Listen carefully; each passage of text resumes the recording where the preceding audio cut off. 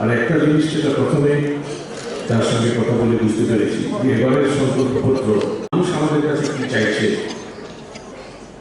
সেটাকে খুঁজে বের করা এবং সেটা আমাদের সংকল্প করতে হবে।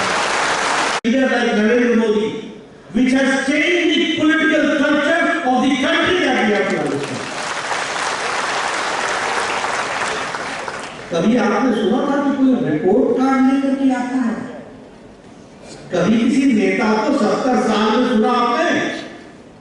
I would like to ask you a question. Did you hear any leader coming out with a report card? No. For the last 70 years? But जब हम आपके सामने आते हैं और भारतीय जनता पार्टी का एक नेता जब सामने आता है तो अपना रिपोर्ट कार्ड लेकर के आता है और आगे का roadmap. When I talk about 2018, 2018 की मैं बात करता हूँ, तो 2018 त्रिपुरा की राजनीति में एक तरफ से निकास द्वार साबित हुआ है और एक तरफ से प्रवेश द्वार साबित हुआ है। निकास द्वार साबित हुआ है लाल आतंक का, निकास द्वार साबित हुआ है भ्रष्टाचार, निकास द्वार साबित हुआ है करप्शन एंड कमीशन, निकास द्वार साबित हुआ है क्रिमिनलाइजेशन का, निकास द्वार साबित हुआ है लेवी की राजनीति का।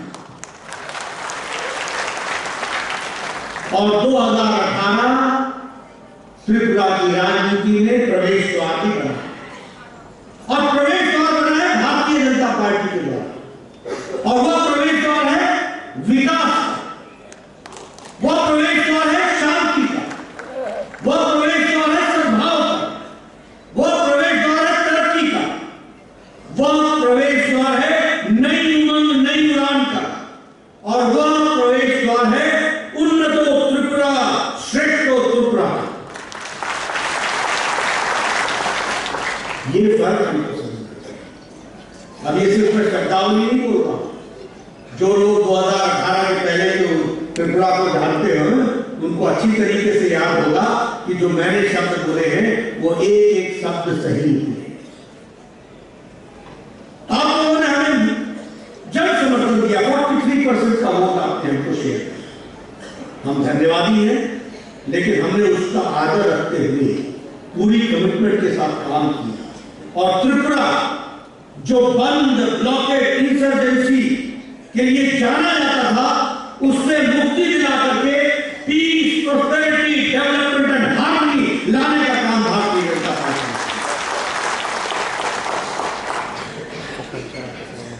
आभावग्रस्त त्रिपुरा से आज समृद्ध त्रिपुरा की ओर हम आगे बढ़ रहे हैं। हम एक त्रिपुरा श्रेष्ठ त्रिपुरा उन्नत त्रिपुरा की ओर आगे बढ़ रहे हैं। मैं आपके सामने कुछ शब्दों के साथ बताना चाहता हूं, जो कहा था वो किया है। And no political party has the guts to say like this, which I am saying. When I talk about Bharatiya Janata कि हम हाउसिंग फॉर ऑल देंगे, हम सबको घर बनाने, जो कच्चे मकान में रहता है उसको पक्के मकान देंगे।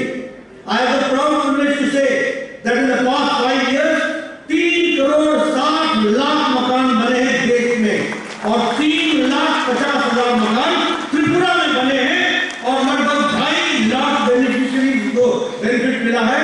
हर विधानसभा में कम से कम 5,000 एवरेज कंस्टिट्यूएंसी में 2,500 करोड़ की लागत से घर बने हैं त्रिपुरा में। ये मेरे शब्दों को मैं अभी गया हमारे एयरपोर्ट के बारे में गांव है, शायद वो नाम गांव का नाम भूल गया, लंकापुरा, और मैंने वहां पर घर देखे। मैं चाहूंगा पत्रकार बंधुओं की जाकर के देखिए होगा, मैं जाकर कहना चाहता हूं जाकर के वो घर देखिए, क्या पक्के मकान बने हैं। और जब मैंने उन लोगों से बातचीत की तो उन्होंने कहा हमारी जिंदगी बदल गई, झोपड़ियों में रहते थे आज हम पक्के मकान में। ये अगर मैं बात करूं, हमने कहा था drinking water facilities to all, हमें ये गर्व के साथ कहना होता है कि 2018 में drinking water facility was 3%, today it is 55% under Jal Jeevan Mission. 1 lakh functional household को टैप कनेक्शन 2022-23 में दे दिया और इसी तरीके से हम बड़ी संख्या में इस बजट में प्रावधान करके हम इसको ऑनगोइंग वर्क्स में बनाएंगे। हमने कहा था कि हम free health insurance BPL families को देंगे।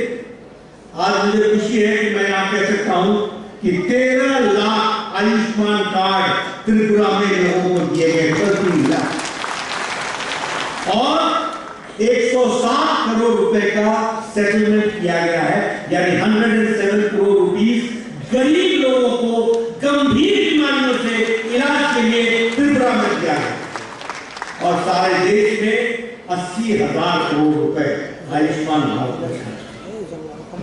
अगर मैं बात करूं एजुकेशन टिल ग्रेजुएशन, तो मुझे खुशी है ये बताते हुए कि all kind of fees of the girl child schools Rakshabandhan gift के तहत इसको वेव ऑफ कर दिया यह त्रिपुरा की सरकार ने। अगर मैं बात करूं, हमने कहा था मिनिमम भत्ता 2000 होगा और मुझे खुशी है कि मैं ये कहता हूं कि social pension was increase from 1000 to 2000 rupees. इस बात पर भी हमको ध्यान रखना। अगर मैं और इसी के साथ हमने कहा था कि हमारा मिनिमम वेजेस 340 रुपीज होगा, दैट वाज आल्सो पेंशन। हमने कहा था स्मार्टफोन से हजारों की संख्या में स्मार्टफोन हमारे ग्रेजुएट स्टूडेंट्स को दिया गया, ये मैं दावे के साथ कह सकता हूं। We have promised from the procurement of paddy और उसके लिए एमएसपी, मुझे खुशी है आपको बताते हुए कि 1,30,000 मेट्रिक टन पैडी इसको हमने प्रोक्योर किया और 70,000 फार्मर्स को इसका बेनिफिट मिला और 243 करोड़ इसमें खर्च हुए थे। देखिए मैं ये सब आपको इसलिए बता रहा हूं क्योंकि I want to keep emphasise on one thing कि जो हम कहते हैं वो करते हैं। इससे जो आज हम कहेंगे वो त्रिपुरा का रोड मैप बनने वाला है, इस बात को भी हमको याद है। और मैं यहां पर अब आपको वो भी कहना चाहता हूं, जो कहा था वो किया। अब मैं उन बातों की चर्चा कर रहा हूं जो नहीं कहा था फिर भी करके किया है, उसकी भी आपको नहीं। और जब मैं उसकी बात करता हूं तो हमारे गवर्नमेंट रिजर्व में 50% market stalls in shopping complex way reserve for women कहा नहीं था, करके और 400 करोड़ रुपीस इस पॉलिसी में खर्च हुए। उसी तरीके से 15 नए एकलव्य रेजिडेंशियल स्कूल्स खोले और अभी के बजट में सारे देश के लिए 38,800 टीचर्स के रिक्रूटमेंट का प्रावधान किया गया है। उसी तरीके से वन अधिकार एक्ट बना करके हम लोगों ने सुविधा दी फॉरेस्ट में रहने वाले हमारे जनजाति भाइयों को और 1,30,000 फॉरेस्ट ओनर्स को जमीन का पट्टा दिया गया है। कहीं मैनिफेस्टो में नहीं लिखा था, लेकिन आज आदिवासी भाई जमीन का पट्टा लेकर के बैठा है और उनकी संख्या है 1,30,000 हमारे फॉरेस्ट ओनर्स। ये हमने डॉक्टर महेंद्र सिंह हमारे election incharge, doctor Mahesh Sharma ji हमारे स्टेट प्रभारी এবং doctor Ashok Sinha chairman manifesto committee, যার উদ্যোগে আমাদের আজকের এই ম্যানিফেস্টো যে এখানে রিলিজ হবে ওনার টিম, আমি ওনাকেও আমি ধন্যবাদ জ্ঞাপন করছি।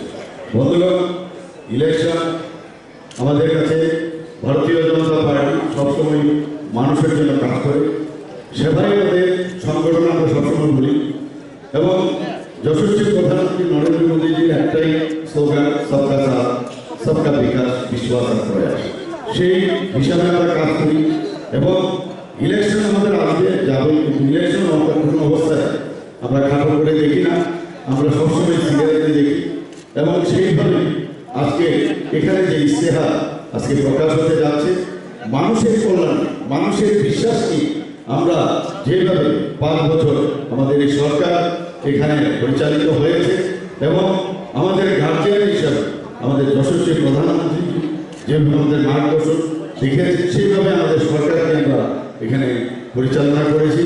তো আগামী দিন আমাদের ইলেকশনের রেজাল্ট 2 তারিখ মার্চের হবে এবং 16 তারিখ আমাদের এই মাসে আমাদের ইলেকশন হতে যাচ্ছে। আমি এখানে যারা উপস্থিত আছেন সমস্ত যারা কার্যকর্তারা আছেন সবাইকে আমি একটা কথাই বলবো যে আমাদের আর সময় নেই। আমাদের এই ইলেকশনকে আমরা খুব গুরুত্বপূর্ণভাবে এবং সিরিয়াসলি আমরা যেন সবাই কাজ করি এবং সবাই ঝাঁপিয়ে পড়বো। এবং আমি নিশ্চিত যেভাবে আমরা সব জায়গায় গেছি যে শুধু সময়ের অপেক্ষা 2 তারিখের অপেক্ষা আমরা আবার ভারতীয় জনতা পার্টির সরকার ভারতীয় জনতা পার্টির নেতৃত্বাধীন সরকার এখানে সুপ্রতিষ্ঠিত হবে। আমি সবাইকে এখানে মঞ্চে এবং এখানে যারা উপস্থিত আছেন সবাইকে এবং মিডিয়া বন্ধুদের সবাইকে আমি হার্দিক অভিনন্দন ও শুভেচ্ছা জানিয়ে আমি আমার বক্তব্য শেষ করছি। ধন্যবাদ। Subscribe to Tripura Info and press the bell icon so that you never miss any latest updates and news on Tripura.